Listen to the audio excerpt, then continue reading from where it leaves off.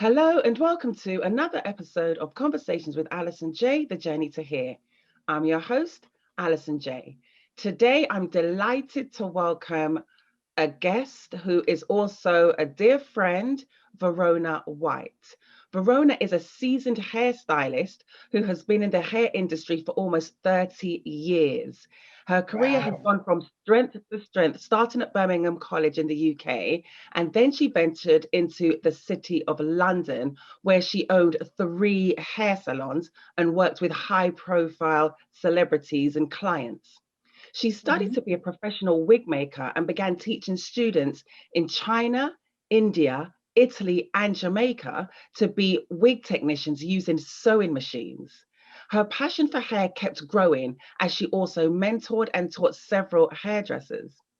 Verona became increasingly concerned about the dangerous and, in some cases, toxic chemicals used in products. So, as all good entrepreneurs do, she decided to do something about it. And she started a private group called Afro Hair Growth Challenge 2 years ago in 2018, which has now grown to a membership base of over 8,000.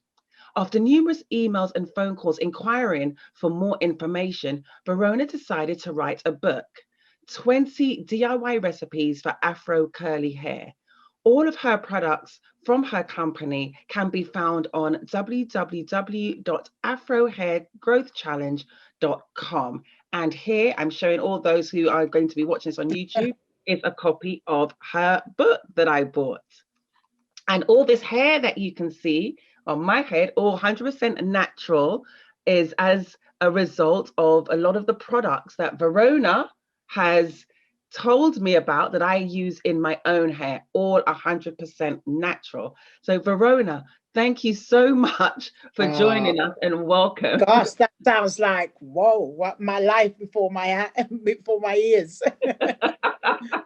It Mm, has been truly remarkable because outside of hair, I've known you anyway.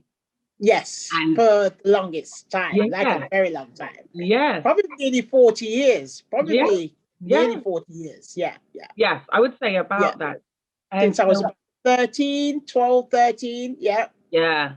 And Mm, I remember one of your first salons when it was in Wembley. And I remember sitting there and you doing my hair and things like right, that. Always loved how you did my hair. And then right. with people moving around, I moved around and so on. I then obviously went to other hairdressers that were more convenient, but never lost touch with you. And No, no, and always keeping an eye on what you're doing and just like I I know know. her You've when I always been my front seat to roll, like. Yeah. so it really is an honor and a privilege to sit Oh, here thank to you. talk to you today. And first of all, Verona, I would like to share your journey to hairdressing because many Right. people, what they do, they look at somebody they look at today and they don't realize the journey, the story, the struggle that actually went behind coming to today. Mm. Because it's not always a bed of roses, is it? You don't just end up here.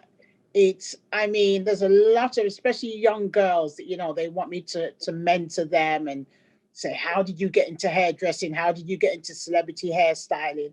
But it comes with a lot of different things. What you kind of are there, like, for instance, before they go on a show or before they go on holiday, and then you're the first one that they see when they come back. So a lot of them, you kind of build up like a relationship with them.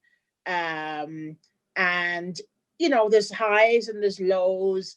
It's hard work, it's consistency, there's resilience, where you've just got to be strong whether you like it or not, Mhm. and do your job. But saying that, I absolutely, I've enjoyed it, and I'm still enjoying it.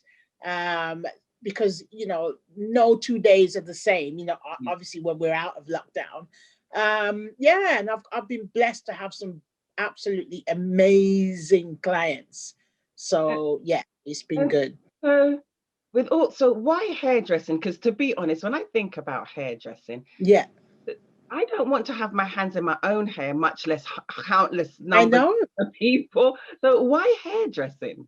Well, back in the day, gosh, try telling our parents that we want to be a hairdresser. My mom, she said, hell to the no, like, Oh, no wow. way. And I was like, so I started nursing. I did start nursing, 6 months on. I worked in a care home as well. And then I had to wash a corpse, like a dead one. Like, and I said to mom, like, no, like, the next day I was traumatized.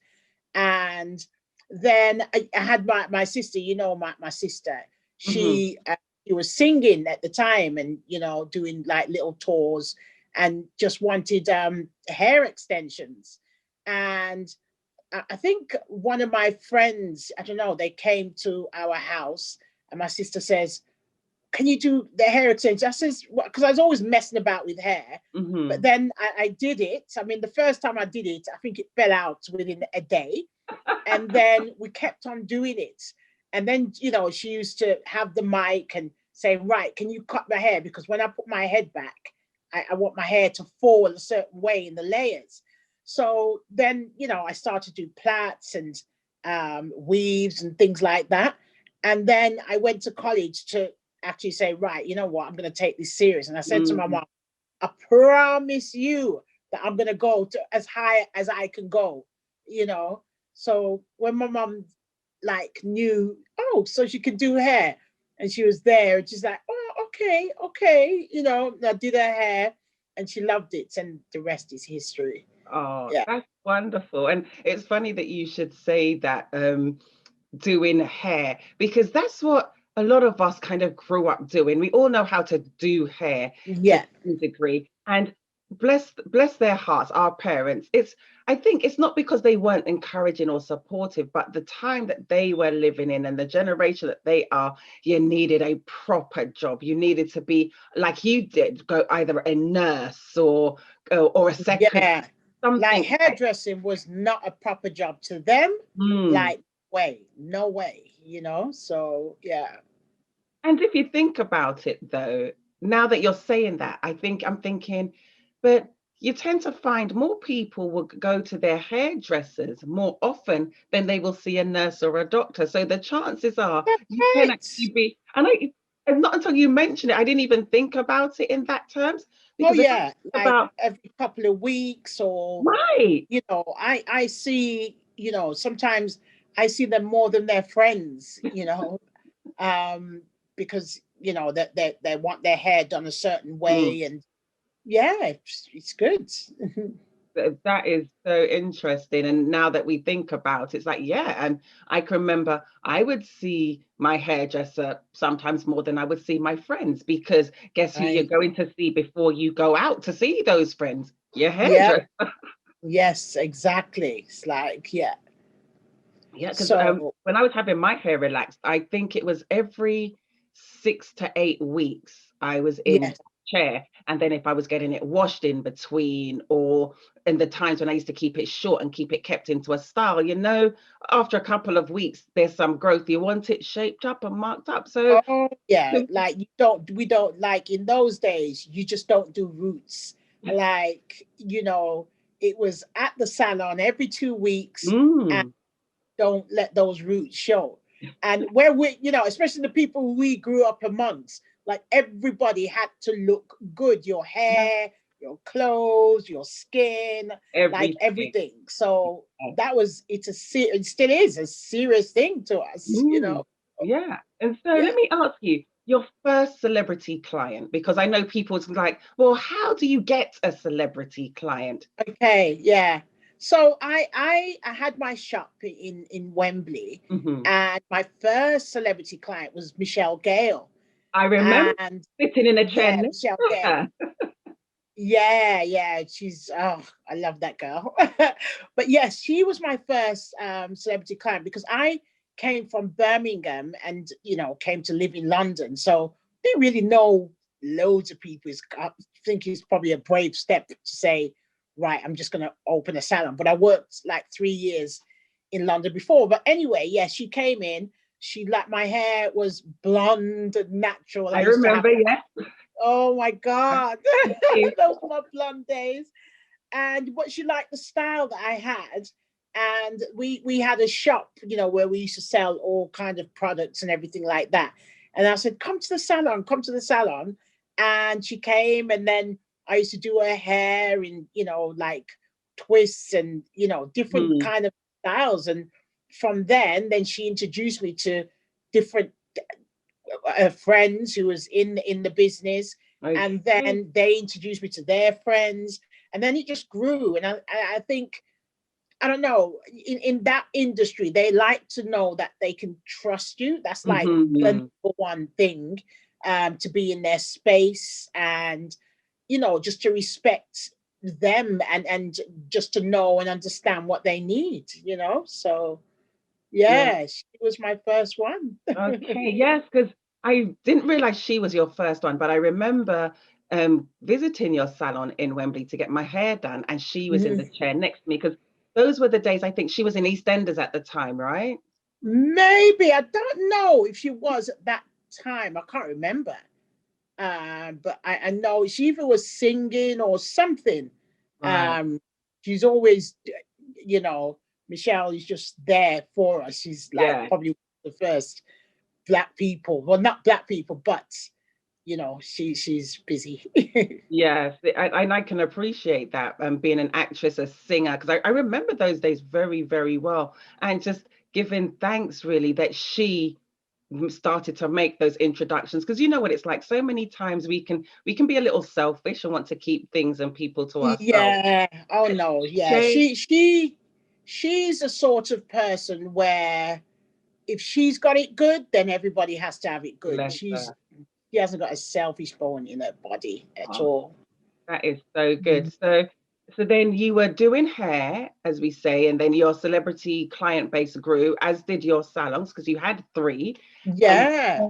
so talk us through what happened next. So you went through the salons, and then is it because you had a passion for wig making and protective hairstyling, or because more people, and that's the way the world was going, wigs, so you just wanted No, to. I've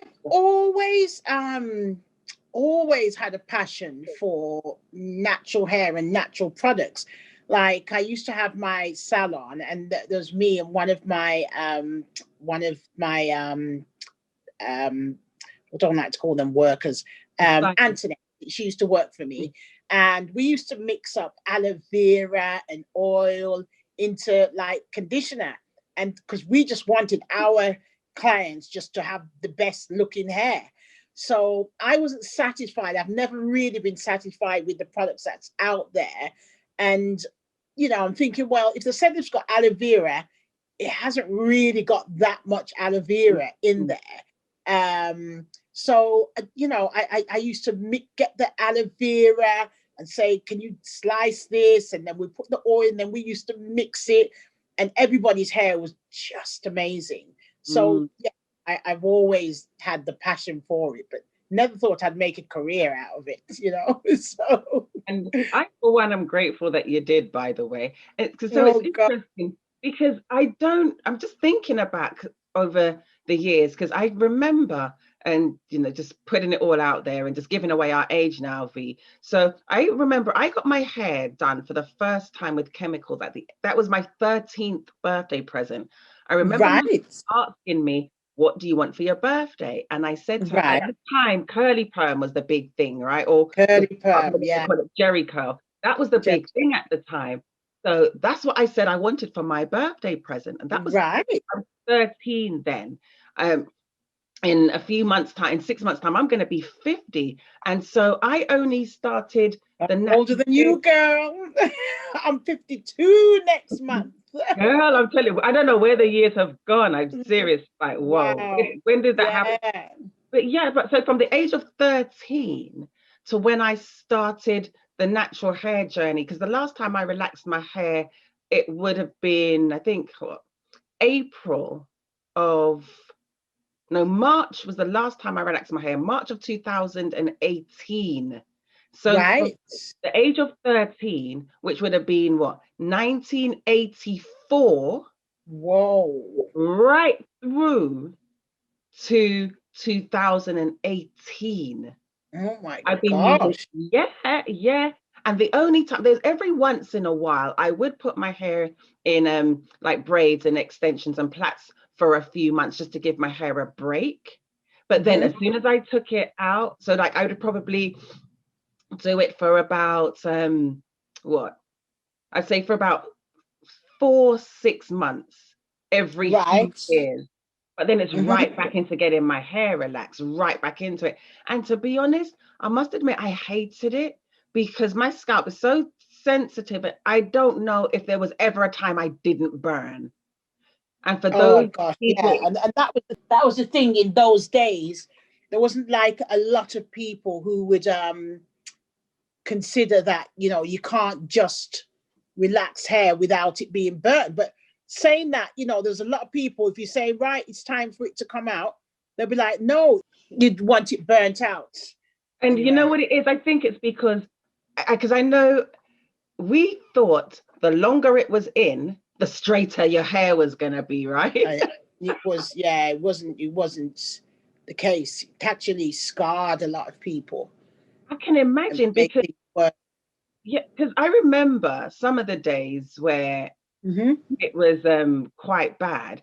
And so Right. you see the hairdresser and you're doing that whole swish, swish, swish, right? Whoosh, And whoosh, then because you just want it straight. yeah, and but then 2 days later, when you're getting up and you're combing it, and you realize that the comb's not, there's a certain part that and because there's Listen. actually, and for those people that have never, that have fortunately never either Oh, had their hair like burnt through relaxers or never needed to use a relaxer, it's yeah, actually a burn, a flesh chemical burn that would scab up, right? And yeah. and just like any wound where you would have to wait for it to the scab to heal and Like a week eventually, or so, and then yeah, lift, and it was kind of like, but not knowing how damaging it was mhm, to the hair. But luckily, we've all grown up and grown out of that, and you know, we've moved on and know that natural is best. You yeah. know, But you still, yeah. there's a lot of people still struggling with that because, as I was saying, I Mhm. remember the days when I'd have burns and, they say that you're supposed to wait for it to heal. I'm like, listen, I was that person, like, hurry up and get it. I was that person picking it out. Like, come on. Yeah. I because I didn't want to be out and about, and then it's like this scab started to lift, and people had saw this thing in my head. So I would be Oh that my person, gosh. like trying to And pick the it weeping, the right. And weeping. and when we think about that, but yet it was something that we all still like went through and endured because we wanted that look. Yeah, And because you when it wanted that look. But it's so sad because when we think about, okay, why did we want that look? And that is really because we were always told through, and when I say told, I don't mean somebody literally came up to you and told you you were ugly, but we were told through advertising, we were told through movies, we were told through It's all of the these best thing. various Yeah. mediums that our natural self, our natural hair was not beautiful because you didn't Yes. see anybody You didn't with see their, anybody with natural hair, like, exactly. you And know. when you did, they were a source of ridicule. Yes, yes. It just wasn't. I mean, the closest you would get if somebody that's really light skinned and, you know, big curly hair. It's only in the last like few years that you've actually kind of seen that, you know, you can have an afro. And it's only in the last, I'd say, couple of months you've actually seen dark skinned black people, Yeah, um, yeah, and letting them know you are beautiful, you yeah. know? And I know Yeah. that's something that one of the things I kind of struggled with coming up because it was that whole European model that mold that we all had to try to fit into because that was like beauty. Because I spoke to a Yes. young lady and I did a podcast with her, and I don't know if you ever heard this, when she did a TED talk because she saw the casting call for the movie Straight Out of Compton. Right. And I don't, and it was so shocking because they categorize women's into group A, B, C, and D. Group A, and I hope I get this right, Group A was the natural long flowing hair. You have to be very shapely, pretty and attractive, and you have to be light skin or Hispanic or mixed race or something like that. That was Group A. Group B, they said the prototype for Group B was Beyonce. So think about this. Oh my gosh, that's Right. just not Beyonce, great. yeah, for real. And if you think about Beyonce, who in the world, whether you know any of her songs, yes or no, who in the world has never heard of or seen Beyonce? But she was Group B, not even A. She wasn't even in the A list. That was, so that style was Group B. Group C. She's in Group B. Beyonce. I'm just like, okay. So, and Group C was, would need to have long hair, could wear a weave, medium complexion, and still have to be shapely. Group D. Wow. Group so D. it's called, oh my gosh, yeah. Group D was dark skin, overweight, and unhealthy. That was Group D. Whoa! Yeah. And I'm condensing it, but that was Group A, B, C, and D. So, and that was serious. Yeah, and Straight Out of Compton was what, 2015? So we're not talking about back in the 60s, 70s, 80s, 90s. We're talking about 2015. So dark-skinned Black women were still, and in some respects are still seen as we're loud, we're uncouth, we're overweight, to have short hair and unhealthy, whereas only, again, going back to those people that fit in that kind of European long flowing hair, slim, shapely mold is what is considered beautiful and attractive. So it's really no surprise that some people are still struggling. Yeah, they are. Yeah. Our natural skin, our natural hair is actually beautiful. Yes, it is. It is. It is. And it's to embrace us, because, there's a lot of damage that's been done over the years. And I know in my group, some people felt, oh my goodness, I'm doing my hair, but I don't feel groomed. And I had to get them through this by letting them introduce themselves to who they are by looking in the mirror and getting used to yourself, like putting your makeup on, just getting used to your look before you go out in the world. So you can basically just feel, right, okay, I'm ready for this, and I'm ready for whatever anybody's going to tell me, but I am beautiful. Because like you said, there's this narrative of what society says beauty should look like, but everything that God made is beautiful. Every human being, whether it's good in your eyesight, but it's good in somebody else's, we're all beautiful. It's not just us as Black people, everyone. So we've got to really say, right, who is the authentic me? Strip back yourself and then introduce yourself, because sometimes you don't, and I know a lot of people will never see their natural hair, don't want to see their natural hair, don't want to be bothered to do their natural hair because they don't like what they see. So this is why having this group, I mean, I initially, because my hair fell out, kept on falling out for the first year of doing my hair, and I was devastated. And then it was just, and it took me some time as well. I mean, I used to have a little bit of natural hair, but it still took me time when I decided I am not wearing no weaves, nothing. I just want my natural hair, and I'm just going to do different styles, and I'm just going to embrace myself.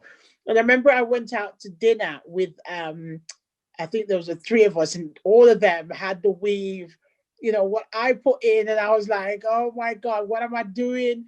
I need my weave back. Oh Lord. But then I just had to go through that. I just had to go through it and say, right. And having the group also made me accountable. So it's probably having a friend and letting them have an opinion of what, your hairstyles, different things that you can do.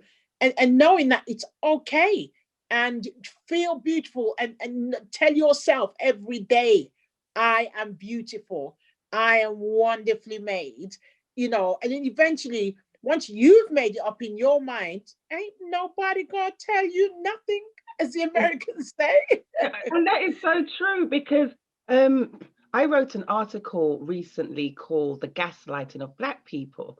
And Right, I didn't want it to just be me just literally vomiting words on a page. So I started to right. look into things, and Uh-huh. I started to look into, in places, and this is strange, in like 2019, Mhm. 2020, some places in the US were actually needing to pass laws so that employers did not discriminate against Black women for wearing their natural hair. Are you It's serious? serious. I kid you not. And like, there are some states. I'll look it up and I'll share it with you. No, I'll bring up the article because I researched it and I looked into it.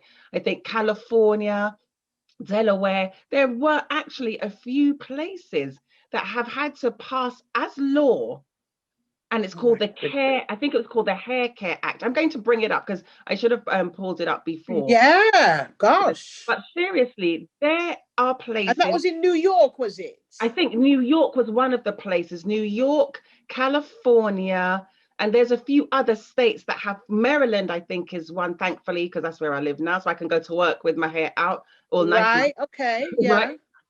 But so if Can you you think about imagine? it, This is the just, yeah, honestly, I kid you not. There are places that have had to pass it as law because of how Black women were being discriminated wow, about their hair.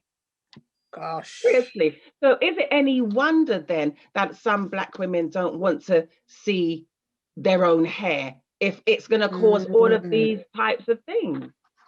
yeah, that's serious, very serious.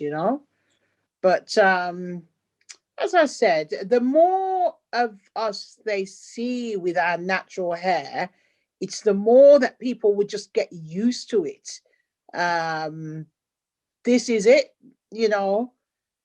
It's as natural as they're gonna see. So, and I think it's because they don't see enough of us with it. That's Mhm. why they think, what's going on here? Is that like a little sponge or this, or you know, it's I've heard lots of different comments, and it Mhm.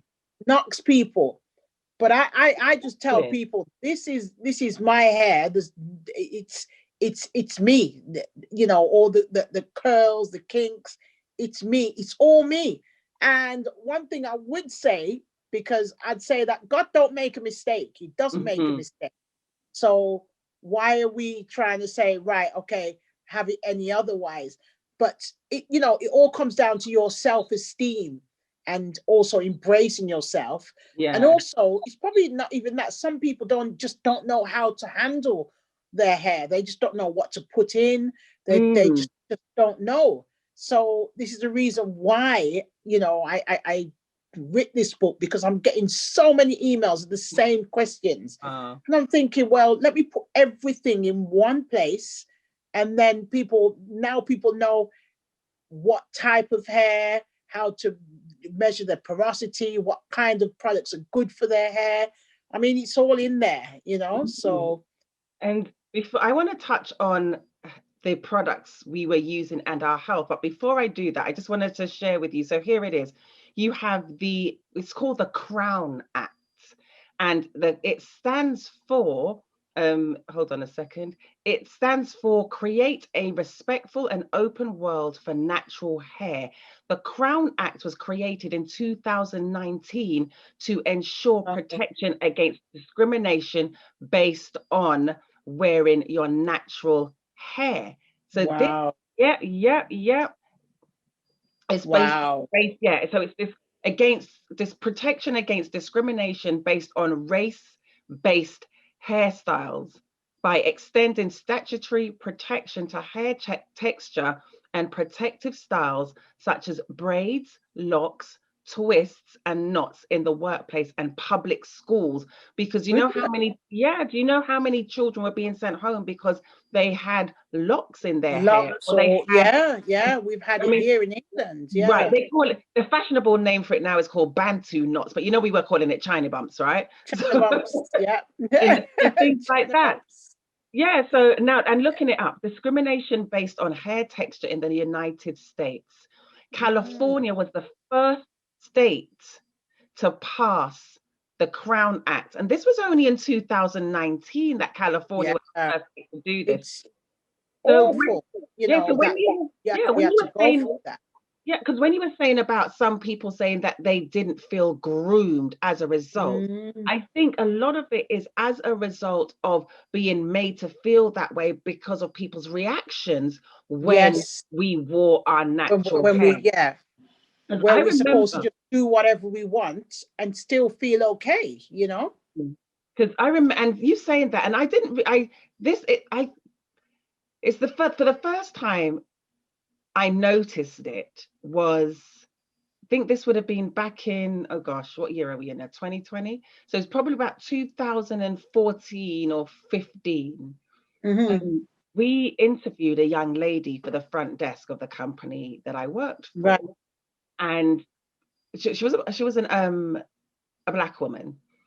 And she got the job and everything. I think it was her first, and I knew that she had natural hair, but she had it Mm-hmm. all back. And so when she came for her first day, she had her hair out. But Right. my boss, who I can safely say that woman did not like me and was looking for any reason to fire me anyway. Okay. Yeah. Yes, she just didn't like me. She just, Her and other loss. people Yeah. saw and noticed it as well. And so she came to me and she made a remark and a reference about her hair. And I said, and I had to say to her, no, that is her natural hair. And she is free Yeah. wear her natural hair, as long as it is not anything that's looking completely unkempt, like she just got up out of bed and didn't comb her hair. But I had to say something. And up until that point, I've never been in the workplace and heard somebody made that kind of remark. Don't get me wrong. Wow. I've been there where I've been in the workplace and people have asked to touch my hair. And I just says, touch it if, if you don't like your hand, then please by all means reach out and Yeah. touch it. Basically. Because Yeah. it's like, Yeah. why do you want to touch my hair? Yeah. But it was more that whole curiosity, because growing up, they all thought that our hair felt like steel wool or Brillo pads. Yeah. Yeah. The whole touch on, and it Yeah, is fascinating to them. I can understand their fascination, but the rule is don't touch it. You yeah, know, because when if you look at it from their point of view, they've got straight hair, and most people they see has got straight hair. So this is kind of like we're like a museum to them. Like some people have even never seen black hair out, Afro hair out. So, but don't touch the hair. But the thing is, when in the days when I used to be asked if they can touch my hair was relaxed. Wow. Yes, my hair. Wow. Yeah, because the truth is, I've never worn my natural hair like this, just out. And for one, at the time I was living in Florida, so you know what the humidity would have done to my hair Yeah, yeah, anyway. So that yeah, yeah, that would just definitely know that my hair was being yeah. worn Big out. no. But this was in the days when my hair was relaxed, living in London, and people would ask to touch my Wow. hair. The one where the derogatory remark was made was after I moved here to the US and living in Florida. This was in Miami, and my supervisor made a remark about the young lady's hair, like, well, that's not what it was. I'm like, actually, that was how it was. She just had it all tied back in a ponytail. Tied back. Yeah. Now she's just wearing her hair loose and wearing her hair down. And that's the Gosh. first time I'd actually ever heard that kind of derogatory remark about Yeah. natural hair. And then a couple of years later, I made the decision to go natural. And in writing that article last year, and it wasn't meant to be on hair, if I'm honest, but the more research I was doing into how people of color are treated around the world, that is one of Yeah, the that was the biggest came thing. up, the Crown Act. And I thought, my Lord, there is actually a thing where they had to pass a law Yeah, that we because are that means it was discriminated so against one of right. our hair.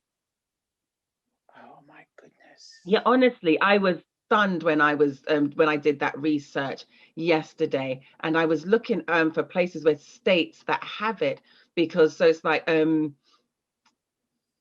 to find some of the states, but I definitely know Right. you've got Maryland, New Jersey, California, Virginia, Kansas Wow. City, Colorado. So yeah, so a few states, Yeah, do they've have got it. that law there. Mm, Just terrible that we've had to have a law.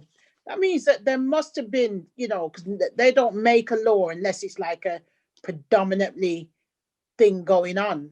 yeah, But well done to those who stood up for it and had this law passed, mm, So, I mean, we still got a long way to go, but we're getting there, yeah. slowly but surely.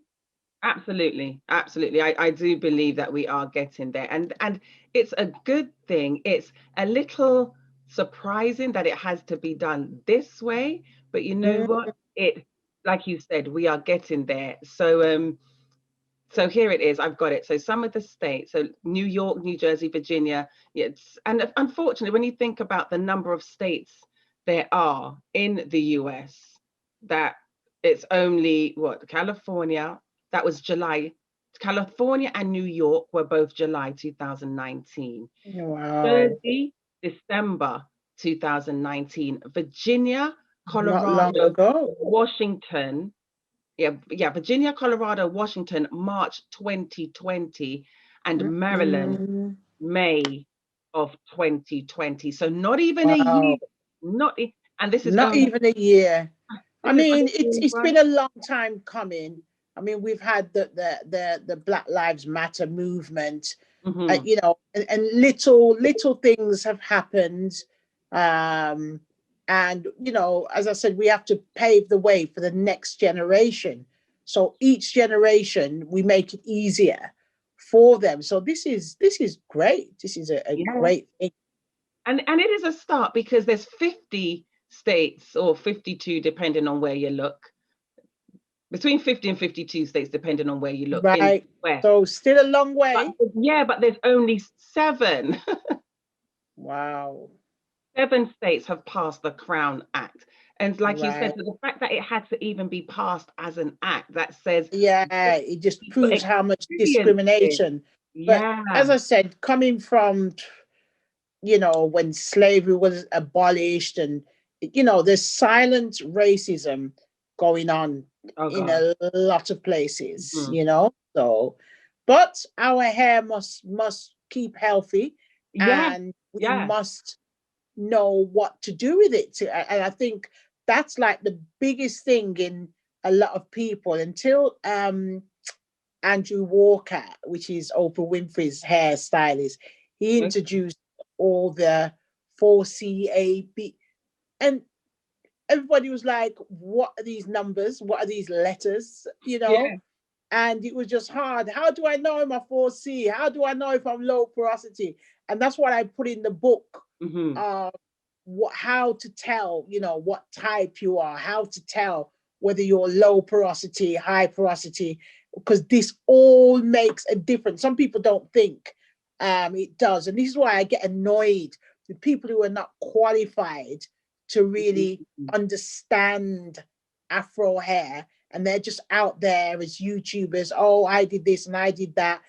And knowing that what works for you doesn't work for everyone. Okay. So my thing is educating people um on what is your hair type, what because Hmm. your hair might look like mine, but then your porosity, your cuticles are different. Yours might be open, mine might be closed.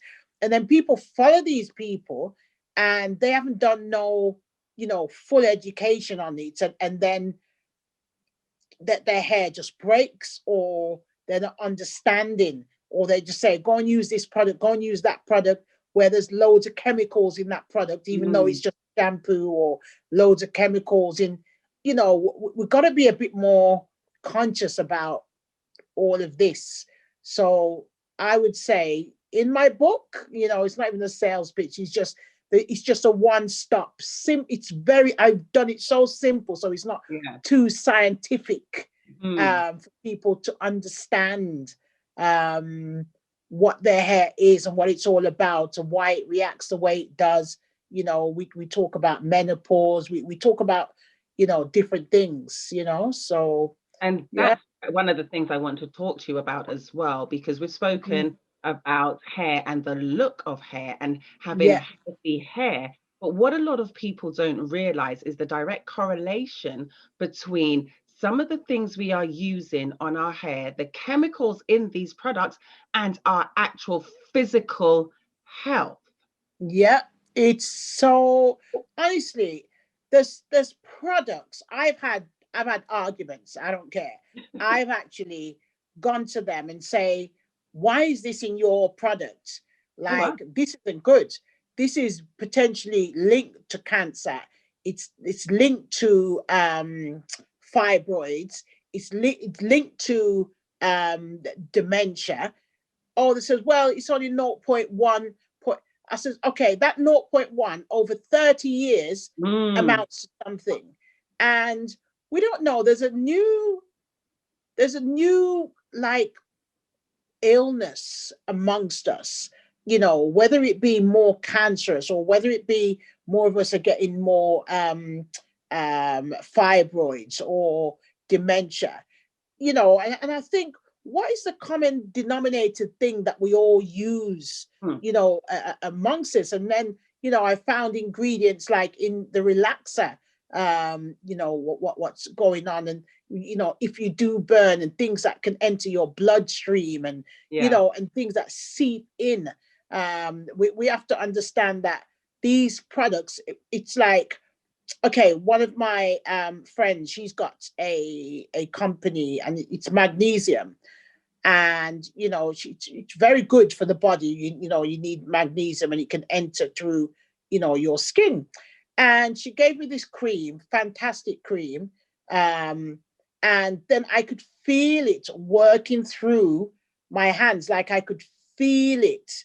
So I'm thinking, well, if this can happen like this, then the creams, not only even on our hair and all that, what we put on, can enter into our system, you know, and the body's got this mechanism that when something's entering and it's foreign, then it doesn't deal with it too well. You know, like something as cancer don't just come, you know, that there's something that's activated, because we've all got these lying cells in us. But if something's there and it's not supposed to be there, it obviously turns toxic or whatever, and then it affects your body. And the more research I did into these ingredients, I'm like, whoa. Like, it took me a long time over the years to check it and to thinking, well, they're just saying that. And then it was actually true, like the formaldehyde, I never can say that word. You know, when that first come along, you had to wear glasses and masks.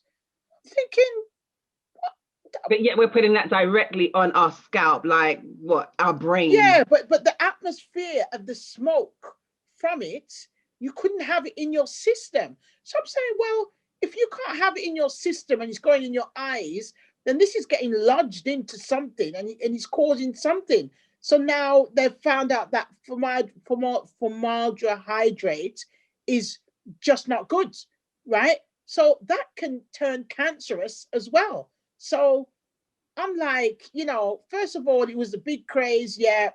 But then when I found out about it, I don't even want to be in a salon where it's there, because it's dangerous to the hair, and it's dangerous not to the hair, to your system. Yeah, but to your point, if you have to wear a mask and gloves and just the fumes are toxic, then if the fumes are toxic and it's toxic for your hand to touch it, then my goodness, what is it doing when it actually is making contact? Yeah. If just the fumes alone you're supposed to protect yourself against. Yeah. It's the thing where I'm so adamant. I'm so, like, you know, I can't force people, but I just say, let's go as natural, close to natural as we can. You know, all these chemicals are not doing great for us. So what do we choose, our health or to look good? You know, I choose my health, you know. And the thing is, you can be So healthy and look good, because for all of you yeah, watching and this look good, on exactly. YouTube, look at how beautiful your hair is with your curls and the length. Yeah, And honestly, if you're watching this on YouTube, my hair is, I'm gonna go zoom close up to the camera. My hair is yeah, 100% natural. My hair was washed yesterday evening yeah. and blow Beautiful. dried. And so this is 100% natural. It's a bit big now. Good. What I did was just take it out of the braids because I wanted to show it in its fullness for the purpose of Yeah. this today. Listen, this big hair, and I'm just like, who is this? I They're just like, it's okay. it's grown like longer than when you had it relaxed. Yeah. No, in fact, no, when I had it relaxed, it was longer than this. The longest Right. I've ever been is probably like just past like my, just the black above my bra. So this is actually almost there. But this, Wow. yeah, but this is like only since, this is in just over a year and a half though. Oh my gosh. Yeah, this is Like only, your hair grows quick. yeah, Gosh. this is only 20 months. Wow. Yeah, Wow. because that first picture I sent you of the big chop was June 2019. Oh my Like it gosh. was like what, an inch and a half to 2 inches of hair after I just cut out all the relaxer. And now February 2021. Jeez. Yeah, We like some hair, man. yeah. Happy hair, man. Happy hair. So Yeah, good. and when she blew it out yesterday, it was just thinking, okay. And it's like she blew it out and she took the picture. I knew it had grown, but it's not It's until she took, proper grown. yeah, because normally what I do is wash my hair. I don't blow dry it straight, just enough to get all the water out and just braid it back. That's it.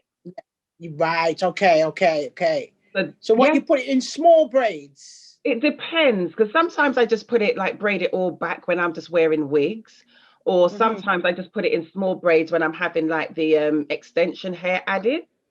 Okay. Yeah. So I'm not really seeing my own hair blown out. Okay. Yeah. Yeah. Yeah. So while we're going through, I've actually taken like all the pictures I sent you. I'm going to put them up and share them so that anybody watching can actually see for Yeah. themselves. So they know. Yeah. Yeah. Hmm. Oh, that's good. Rather Yeah. than us just. Good. And I know, excuse me, I'm not saying this to be conceited. I am beautiful. So therefore, Yeah. it is a case of you don't have to choose your health over beauty. No, not at all. Be And healthy there's and so many natural. things we just don't, and we should never like apologize. I am beautiful and I'm not going to apologize. If somebody says I'm beautiful, yes I am, and I inject that into my children as well. We're not apologizing, we are beautiful. You know, some people say, well, they're not. That's to your eyes. Hmm. So in my eyes, I'm good. So the confidence has got to come from within. But Absolutely. going back to the chemicals, it's important that we kind of wean ourselves off certain Yeah. I mean, even gels. If you want to use a gel, you can use flax seeds and you can boil them. There's different things. You can use aloe vera and use that as a gel as well. Like the flax seeds, the more the less you boil, you can get the thicker one out of it. That is a gel, and that's a natural gel. You can put your oils in there. I mean, for me, there's everything out there that's natural with the Mhm. herbs and whatever. Obviously you can't 100% get away from conditioners unless you're going to use like avocado and honey. I mean, I think I've got some in the book Yeah. there, Do. but you know, if you're using conditioner, then use one with no sulfates and no parabens and that in there. So all those the dangerous products are like stripped back, Mhm. because on our website we don't use no sulfates or anything like that. But to get it out on the shelf, you know, you've got to kind of use like the vitamin E, you know, all that. But just don't have to, you just don't have to do it. And, you know, as your young ones are coming up, then, you know, it's good to introduce them to natural products and let it just be a thing, just to have natural products. And it's funny you're saying that about the hair, because and you mentioned about menopause, and I'm going to want to go on to that because Yes. obviously the hormones in some of these things. I was having a conversation with a gentleman Oh my God. yesterday that I Yeah. work with, and he's been having these conversations, and he mentioned to me, and I thought this was fascinating, and unfortunately I didn't have time to dig deeper into it. So yesterday Yeah. evening when we were talking, he mentioned about something he saw where these parents, they had these young children, I believe they were under the age of 10, and Right. they started to develop like adolescence and like pubic hairs and things like that, It's and they're like, hormone triggered. and they're just like, what is going on? And it was Yeah. actually, I mean, something quite alarming because the children were young enough to still be bathed by their parents, kind of thing. Yeah. But notice they were developing pubic hairs and Quite things like early. Yeah. that. And so they actually took the children to the doctor and found out it was some of the products they were using on their Yeah. skin that was 100%. actually Yeah. triggering Yeah. puberty in children. Yeah. Yeah. Yeah. That is so true. That is so true. A lot of the products have got hormone triggers where we have our young girls going into menopause much earlier My God. than they'd want to, you know. And these are because I'm telling you that the ingredients in some of these products are so, if I was to really expose like certain companies, which I never mention any brands, I'm just saying do your research. um you know, a lot of the ingredients, they are, you have to use like an italic kind of thing, but the certain ingredients, you know, and I would say to anybody, just do your research, just go in the computer, use Google as your best friend, and know what are the side effects, because everything has a side effects, or you know, of this. Like if you have tablets from the doctor, they Mhm. say, right, this is the side effect from it, you know, Yeah. but it's not because it's topical that it's not affecting us. It is Mm. affecting us in some way or another. And us as Black people, we are, because I know my white friends, they don't use cream like we do, like it's religion for us, Yeah, you know, like, you know, to like have bring it, cream. lotion your skin. Oh gosh, yeah, that's just part of it. From the day you're born, that cream's going all over you, like you're Right. soaking it right in. But if we even minimize it, the chemicals that go on our body, and start to understand what it is, then I think, you know, eventually, you know, these things like hormone triggers and things like that, it eliminates the more natural we come, Mhm. because nature works with nature, natural works with natural, so Mhm. you wouldn't go wrong. So hence why I'm preaching it, I'm shouting it, please, you know. So Yeah, and it's to your point about because not because it because that's and a lot of people, I should say, let me put it another way. A lot of mhm. people think it is only harmful when you ingest it, not stopping to think about the effects of topical treatments. Because if we think about it this way as well, and I think a lot more people, it's the light bulb is going off, so to speak, because I was talking to a young lady yesterday and I was telling her Mhm. about it.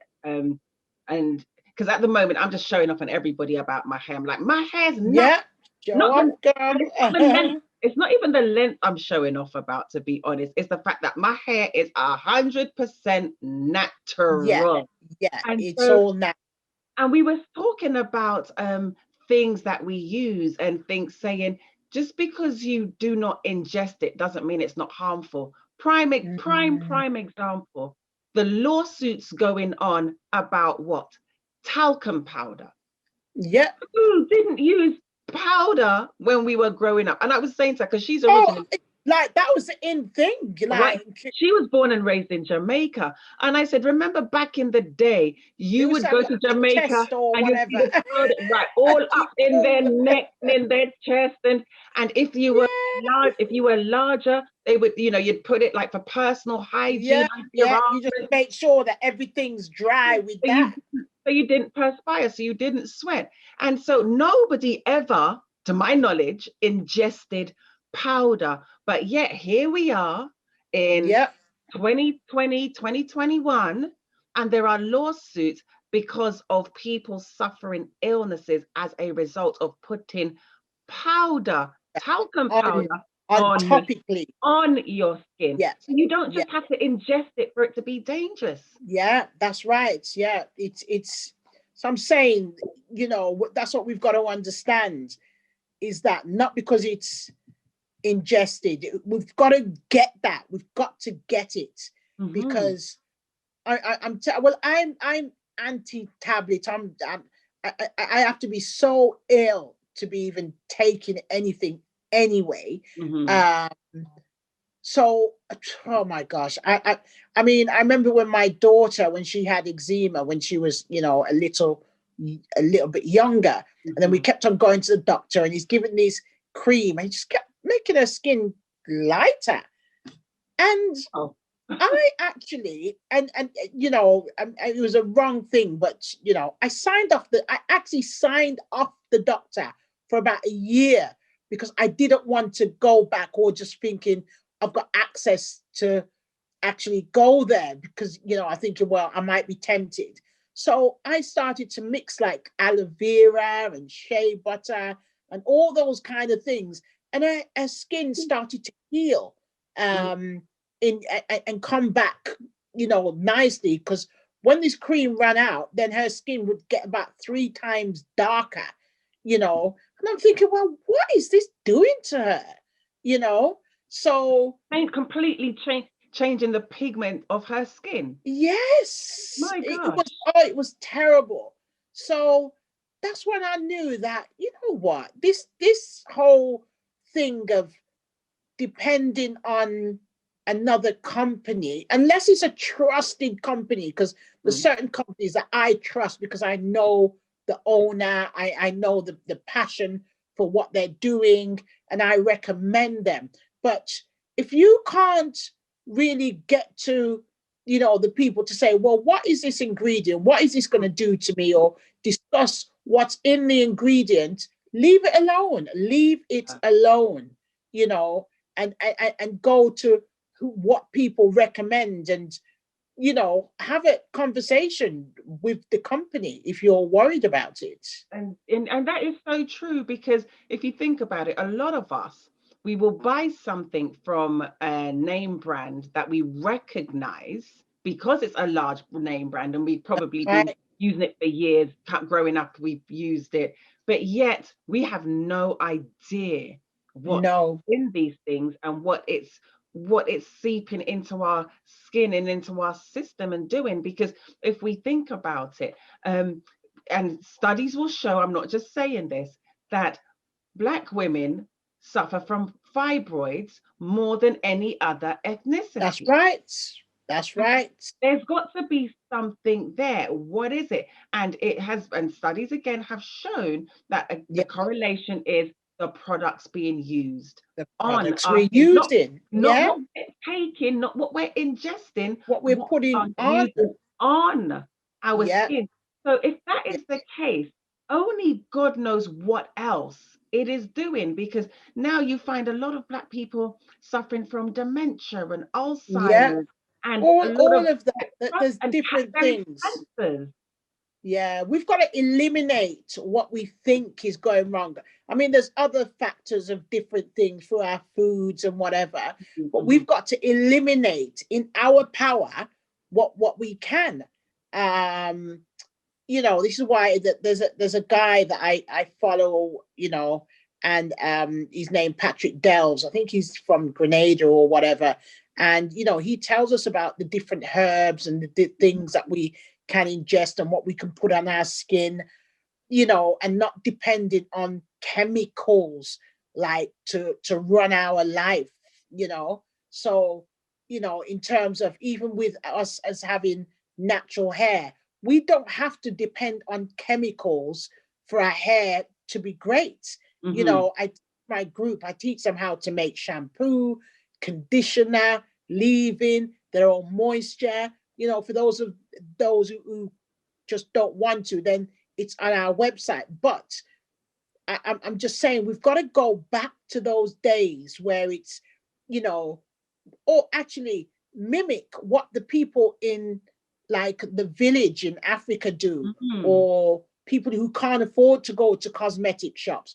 What do they do? How Yeah. do they wash their hands? Do you think they're going to pay £10 for a bottle of shampoo? Hell no. You know, but their hair is healthy. Mm. Um, Their and they skin is use healthy. Their herbs body and is all different healthy. things. Yeah. Yeah, so I'm saying, and they're healthy, they're living, you know, they just, you know, haven't got much money, but they what, you know, they use different oils and all that kind of thing. It's not that, oh yeah, we're gonna go up to this and we're gonna have a choice of what bottle looks good next to Mm-hmm. my couch or whatever. It's kind of, let's go back to roots. Let's go back to roots and get in your community of women and saying, right, I'm making some moisture, just like your friend there. I'm making some moisture. I'm going to make 10 pots. You know, either you're clubbing or let's get back to that community Mm. spirit of, right, okay, making our own shampoos, using like aloe vera, simple aloe vera, because people think that we have to have shampoo and it has to sud and it has to, no, because we don't want to strip the hair. So we've got the certain things that we've got to unlearn and saying, right, okay, this is the right way of how we should do it. It's all in the book. Doing your own shampoo, it's all in the book there, right from Amazon.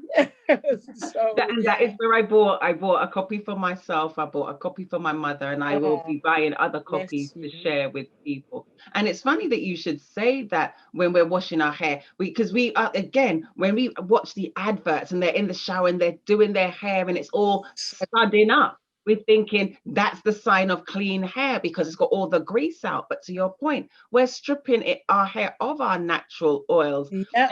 And because I must admit, I only use all natural things in my hair now. Mm-hmm. The hair oil that I use is one of your recipes. I must admit, Yes. I use that. Good. I Yeah. use that religiously. I use it on my mum's hair, and even as you're saying about aloe vera, for a couple of years now, for as long as I've been natural, I should say, I've actually been using aloe vera on my hair because my mum has this huge, honestly, Oh. this And it herb. must grow so nice there. Oh my It gosh. does. Yeah. She's got this huge aloe vera plant to the point where it's actually sprouted babies and she's just giving them away, giving them away. So Wow. we Don't cut the keep them. leaves.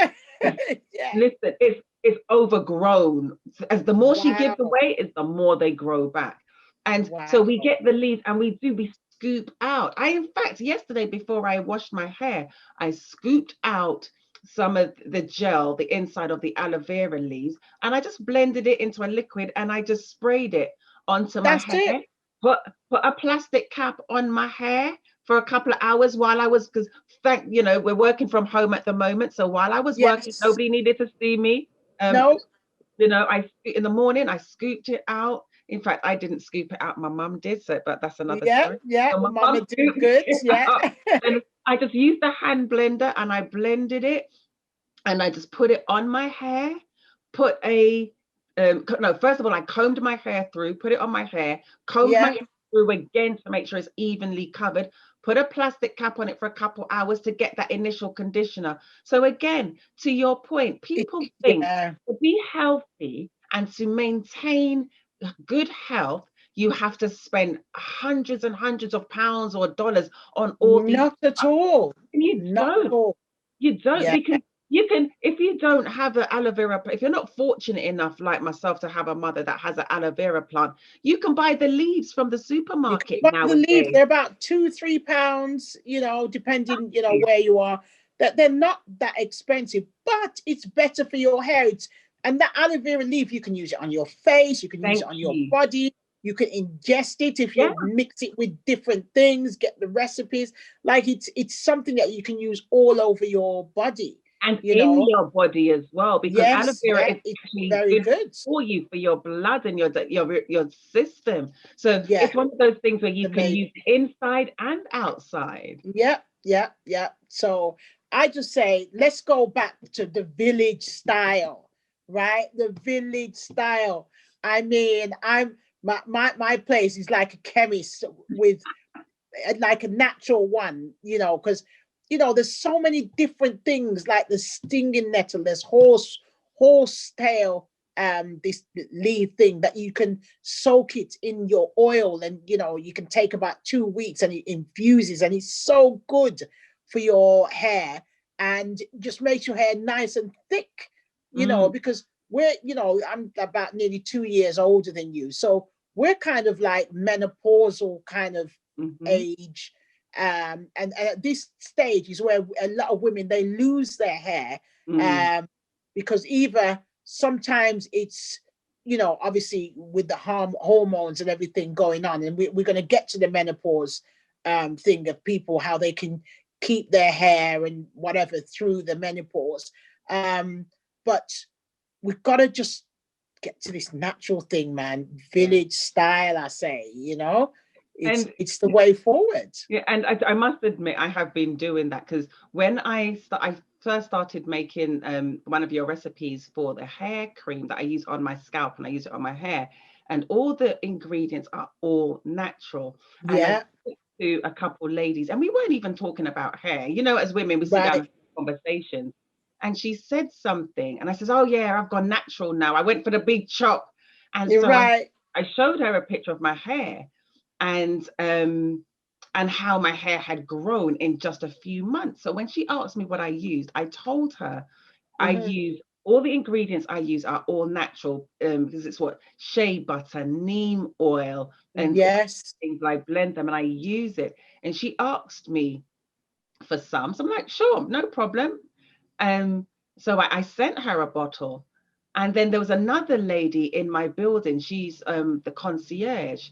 And so Right. packages came. So I'm like, yes, I can make the stuff for my hair. Yeah. So so she was curious and she asked me what. So again, I showed her the pictures of my hair growth journey. And she Yes. asked me for some because she said she was balding in the middle. Right. And another, the other first lady I was speaking to, she said since the pandemic hit, she took out all of her weaves and so on, because Right. wasn't going anywhere and she didn't really need to be spending hundreds getting her weaves put back in. Right. So she said that she too was also balding. So I Yeah. said, It's a and common both of problem, these the women, menopause. yeah, both of these women have said that there's hair growing back where they've Good. been Yeah. hair for years. They said there's hair Years I haven't growing had it. back there. Yeah. They said they can feel it, and it's right because both of them it's like in the same place in the middle. Yeah. Yeah. They said Yeah. you can feel the It's a hair and good it's recipe. soft, Yeah. and I just said to them, and I told them, there's everything in it. It's all natural. It's all organic, Yeah. and they're not difficult products to get. So to your point, No, not at all. and And then this they're is saying, this is what I like, is the community mhm, spirit, like amongst, where they're like, right, okay, and all the benefits are in it for your hair and your scalp as well, mhm, So, yeah, yeah, and good.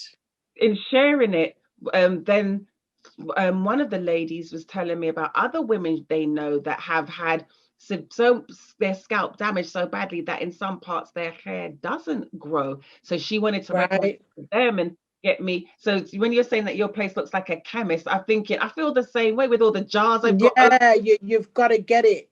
Yeah, You see, because because when they read the book, like for those people, like I talk about scalp detoxing your scalp, mhm, especially for those people whose hair, they've got hair loss there, and that's unplugging, things that's all the toxins and everything that's blocking the hair from mhm, growing. So that's another thing where at least once every 3 months, and if you've got hair loss, then a little bit more often, is to strip the hair of all this silent dead skin, the silent toxins, because we sweat. And then sometimes we wash our hair, but right in the corner, right in the middle where the hair is growing, the shampoo can't get rid of it. So you need something like aloe vera, or different things like that. It will tell you in the book that you can use to actually detox the scalp. Or on our website, I mean, we ship worldwide. We've got the actual powder where you can put it on, and it's good for your face as well. And it detoxes inside, right in the corner where the shampoo can't get to. So that's good. That's yeah. good. So I'm hoping that from here there's going to be the natural hair growth challenge is no longer a challenge, but actually just a lifestyle. It's a lifestyle. It's got to be a lifestyle. Yeah, it's just got to be just the thing that you do every day, and plan what you're going to do. Know your hair. Don't just follow somebody on YouTube. Oh, they might know what they're doing.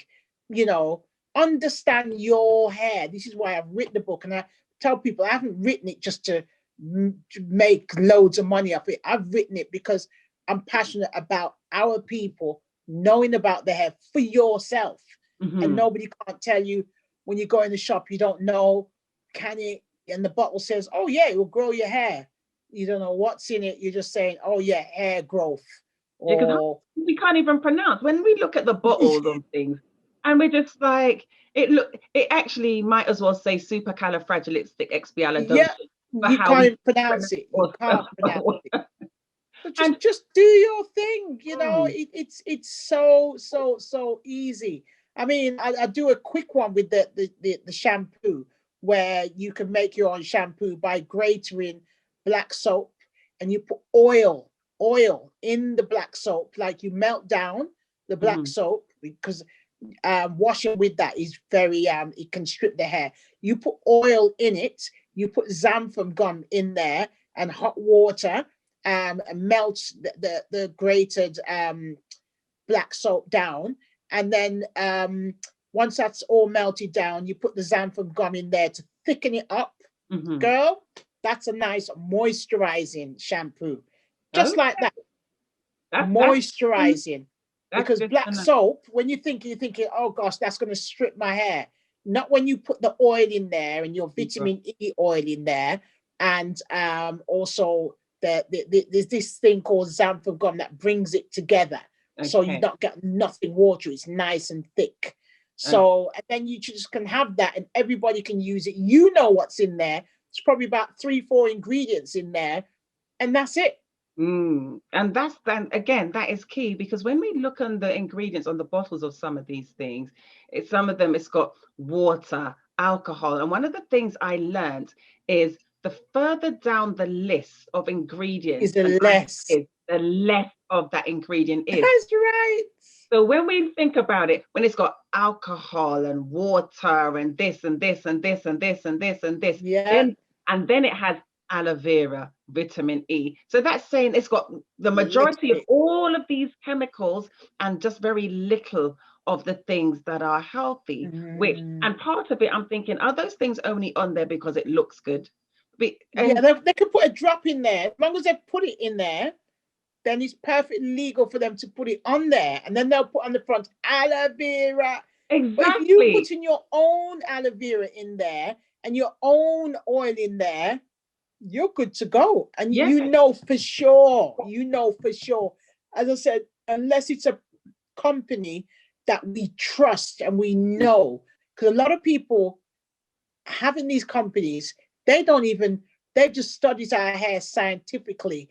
They're not wearing the hair like I wear the hair. I am a hairdresser. I know the scientific point of view on it, and I'm passionate about it as a Black woman to bring it to my Black women and the men as well, to say, right, girlfriend, this is what you do. We're not making money out of our people like, oh my gosh, it's $1 billion. No. We're actually holding your hand. I'm holding your hand. And that's from my point of view. Like, I've got daughters, and there's everything. I'm thinking, well, you know, they're just going to just buy some random products and then it's just not working. So now my girls, I'm telling, they're taking advantage. Mom, I've run out of shampoo. Mom, I'm like, listen, it's time you make your own now. You ain't taking nothing out my Come on, no, V. Mom. Why shouldn't they? You're right there. It's like prime example. I love. Listen, this is a little bit off topic. Well, a lot off topic. Prime example. I love cornmeal porridge, right? But Right. when I'm by my mum, why am I making it, mummy, mom? Because you know. So why should they make their own when they have you right but there? they should learn. It's like my daughter. She's at uni, and when she's at home, Jenna, this is how you make rice and peas. She ain't interested. Because you're there. Jenna, this is how you make this. I make soup. She's, oh, Mom, I've got to study. I've got to do this. And when she's in uni now, oh my gosh, Mom, how do you make dumplings? How do you make this? You know, my white friends are asking me, how do you? Yeah, Jenna, because you're the one black person. They expect you to make rice and peas. But she's learned now the hard way. But she had to learn fast. She's like, oh my God, this is so embarrassing. I only know how to make pasta, you know, so.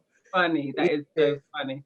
But yeah, so if I listen, V, if I was still in London, I wouldn't be making it myself either. I'd be coming to, okay, I need a shampoo, and I need a conditioner, and I need the hair oil. I wouldn't be making it. It's only because you are there and I am here why I'm making it. Well, this is why I've got my website now. I've got the website. You know, it's not exactly the homemade product because obviously there's regulations that we have to put up with, but it's closest to, well, like the moisturizing, the leave-in conditioners is natural completely, like, you know, so everything in there is just all good for the hair, all good, you know, so we don't use those harsh chemicals. And I can definitely endorse that because it's what I have been using for almost 2 years now, and my hair has grown phenomenally. Amazing. Amazing. When she washed it for me, because I must admit, I went to the hairdressers. However, I did take my own products with me. I don't. That's it, and that's the good thing. Take it with you. But it's only because my hair is like so thick that I can't really manage it myself. So I went to the hairdressers to get my hair, and she blew it out. And it's just the first time since August 2019. Gosh. So this is the first time in a year and a half I've actually had my hair blown out. Nice. And the pictures. So she took a picture because again I didn't have my glasses on or anything, so I couldn't even see what she was doing. And so she took a picture and she showed me, and I was like, whoa, what's going on? I'm just gonna share, literally, I'm just gonna share the pictures so that our audience can see it. So I'm just gonna share my screen for a second. So here we go. So as you can see, girl. Wow. June 2019. So you can see there's probably about 2 inches of hair on there. And then next to it, top right, is 2 months later, August 2019. The bottom picture is October. So in the space of from June to October, so in the space of 4 months.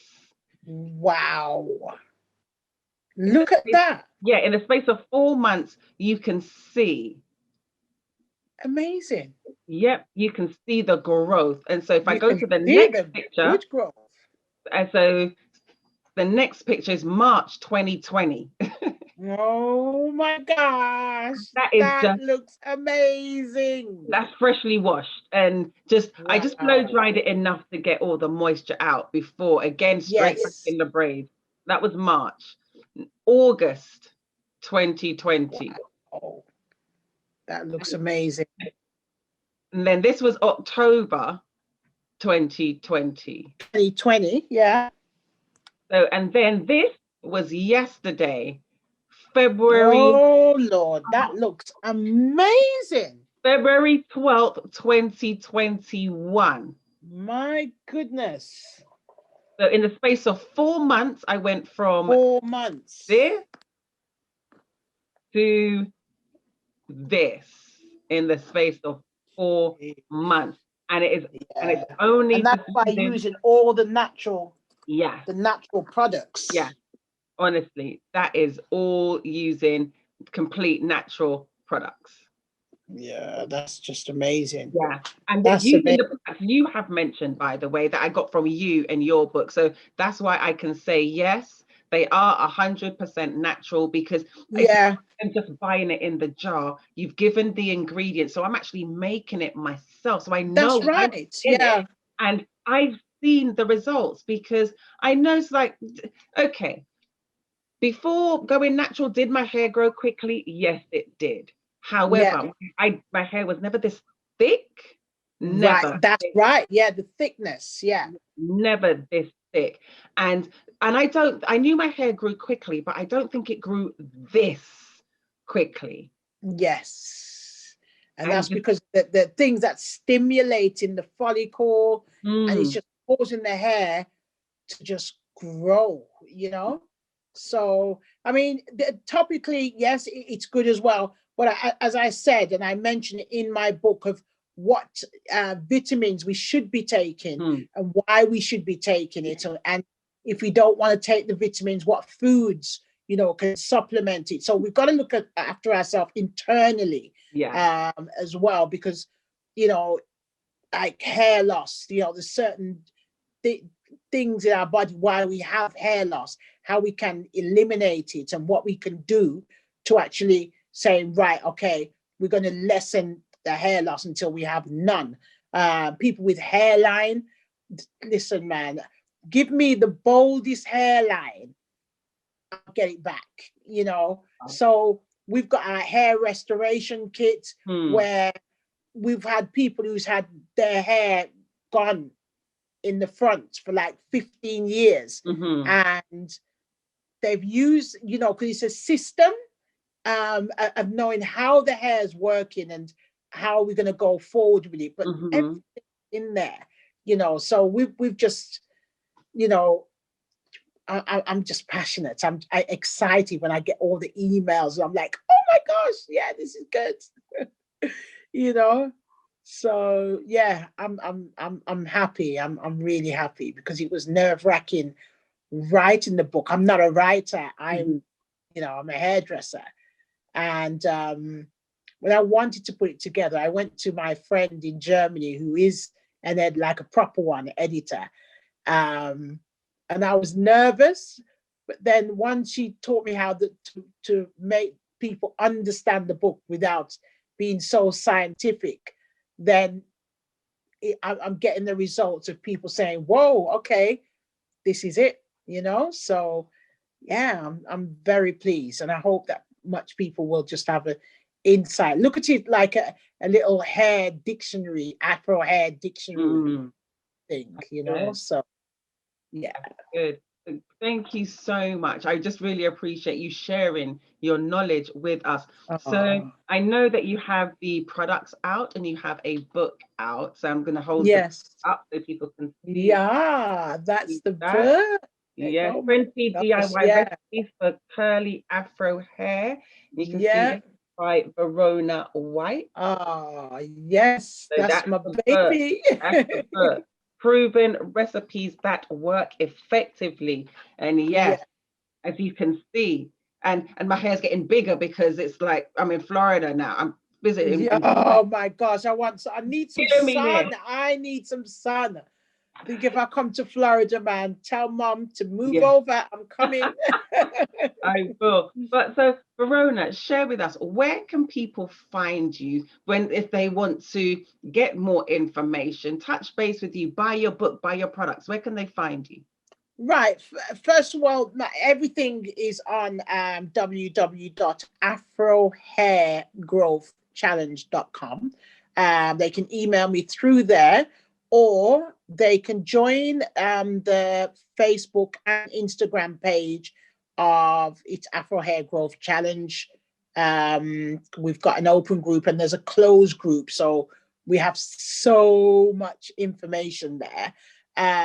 Or they can email me at Afro Hair Growth Challenge at yahoo.com.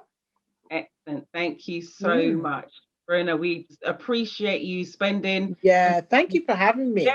You're very welcome, my dear. We go too far back, and this is too important for me to not want to have this conversation with you. And not just because it's not just about us talking and having a conversation. It's also about me helping share my platform to bring awareness to this and what's going on, and the fact that, look, these products are harmful to us, and also helping my friend get her products and her books. And I'm telling you, man, it's a journey. I mean, you know, as I said, I'm celebrating this year my 30th year of being a hairdresser, and I'm kind of semi-retiring from hair, but you know, probably just going out to do hair. But my journey, I think I'll just have my journey until I close my eyes. You know, it's kind of that thing where I just want everybody just to know, just let's get back to the roots.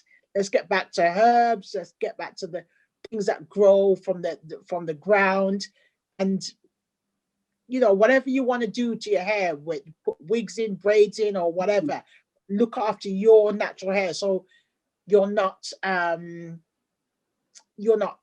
imprisoned to the wig or anything like that. But yeah, thank you so much. You're welcome, my dear. It has been an absolute pleasure.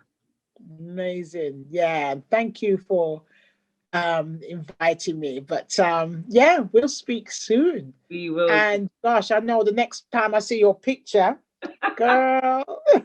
No, I feel like Rapunzel with the way that my hair is growing. It's amazing. It's amazing. It's good. Yeah. So you know how to handle it, and that's the main thing, is knowing how to handle it, and then you know you can do your length retention and keep going. Yeah, and as you say about knowing how to handle it, this is something I should have actually mentioned earlier on. My hair is actually easier to manage being natural than I thought it was. And it's easier to handle being natural than when it was relaxed. Like prime example, when my hair was relaxed, whenever I would go to the hairdressers and it would get washed, my hair would just get so tangled and knotty. It was really painful for all the detangling. With my hair natural, it is amazing at how literally the comb just glides through. And I think we grew up with the misconception that our hair is tough and it's knotty, dry, managed, but it really isn't. It's so easy. It's just knowing how to handle it and the right products. That's it. You know, once it's like if you get the hair gets fed the right food, it will treat you right. Yeah, absolutely. So thank you so much, my dear, and we will speak soon. Yes. Okay. You take care. Love you lots. Love you. Take care. Bye-bye. Bye.